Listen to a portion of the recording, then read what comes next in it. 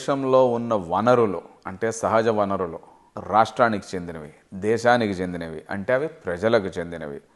వాటి నుంచి ఏదన్నా కూడా సంపద సృష్టిస్తే ఆ సంపదను అందరి ప్రజలకు చేరేలాగా చూడటం ఒక ప్రభుత్వం బాధ్యత. రెండు రకాల వ్యాపారస్తులు ఉంటారు, రెండు రకాల క్యాపిటలిస్ట్ కానీ ఇండస్ట్రియలిస్ట్ కానీ ఉంటారు. ఒకటి పెద్ద పెద్ద ఇండస్ట్రీస్ ఎస్టాబ్లిష్ చేసి దానివల్ల ఓ 10 మందికి ఉద్యోగాలు కల్పించి దాంట్లో సంపద సృష్టించి దేశాన్ని అభివృద్ధి చేస్తారు.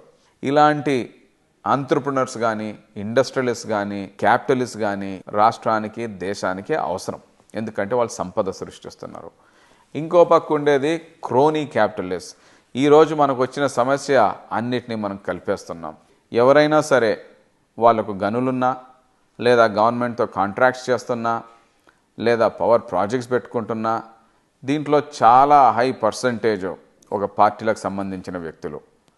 వాళ్లకు అప్పనంగా ఇవన్నీ కట్టబెట్టి వాళ్లను ధనవంతులు చేసి మళ్ళీ వాళ్ళు తిరిగి పార్టీలకు నాయకులకు హెల్ప్ చేసే విధంగా ఒక క్రోనీ క్యాపిటలిజం అనేది సృష్టించారు. కాబట్టి ఈ distribution of wealth, equitable distribution of wealth, fair and reasonable distribution of wealth అనేది జరగకపోవడంతో ఈరోజు ఆ డివైడ్ ఏదైతే ఉందో, ఎకనామిక్ డివైడ్ ఏదైతే ఉందో అది పెరుగుతూ పోతుంది. కాబట్టి ఈ మొరక్కో కానీ ఈజిప్ట్ కానీ ఇలాంటి దేశాలకు మన దేశానికి ఈరోజున్న తేడా ఏంటి అంటే, అక్కడ ఒక డిక్టేటర్షిప్ పెట్టి ఏదైతే క్రోనీ క్యాపిటలిజం చేసి కరప్షన్ చేసి డిస్ట్రిబ్యూషన్ ఆఫ్ వెల్త్ ఇన్ఈక్విటబుల్గా చేశారో దానివల్ల రెవల్యూషన్ వచ్చిందో, దానివల్ల రిజల్ట్ వచ్చిందో, ఈరోజు ఇక్కడ ఈ డెమోక్రసీని అడ్డుపెట్టుకొని క్రోనీ క్యాపిటలిజం చేస్తున్న పార్టీలను లీడర్లను మనం దూరం చేసి మళ్ళీ ఈ దేశానికి రాష్ట్రానికి చెందిన వనరులను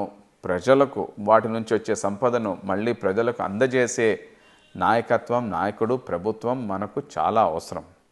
లేకపోతే యువతకు వాళ్ళ భవిష్యత్తుకు ఈ రెస్ట్లెస్నెస్కు, అనార్కీకు, రోడ్ల మీద వచ్చే ధర్నాలకు, ప్రొటెస్ట్కు ఇవన్నీ కూడా రోజు రోజుకి పెరుగుతూ ఉంటాయి. ఇలాంటి పరిస్థితుల్లో నాకు తెలిసి చరిత్ర అంతా చూస్తూ ఉంటే ఒకటి అనార్కీ వస్తుంది, రెండోది మిలిటరీ రూల్ వస్తుంది, మూడోది డెమోక్రటిక్ రెవల్యూషన్ వస్తుంది. అందుకని నేను ఈరోజు ప్రజలందరినీ కూడా, అంటే మన రాష్ట్ర ప్రజలు ఎన్నికలు వస్తున్నాయి కాబట్టి ఒక డెమోక్రటిక్ రెవల్యూషన్ ఏ విధంగా తీసుకొస్తామనేది ప్రత్యేకంగా యూత్ దీని గురించి ఆలోచించాలని కోరుతున్నాను.